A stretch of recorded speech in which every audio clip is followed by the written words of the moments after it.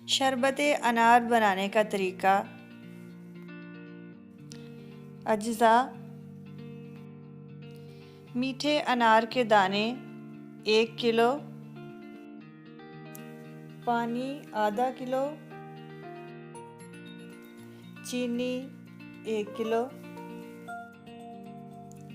तरकीब: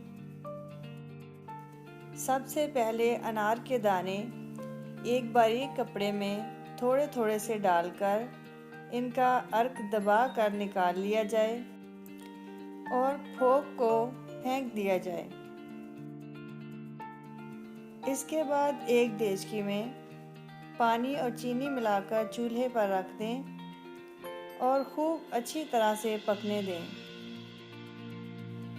जब 3-4 उबाल आ जाएं, तो अनार का अर्क इसमें डाल दिया जाए और पकने दें।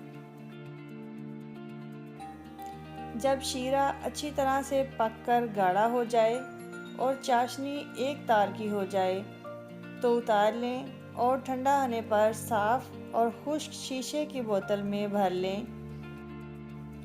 याद रखें कि ये शरबत मैदे के लिए बहुत ही ज़्यादा फ़ायदेमंद होता है। अगर आपका जी मतला रहा हो, इस शरबत के चंद घूंट पीने से आपकी तबीयत फ़ौरन बहाल हो जाएगी।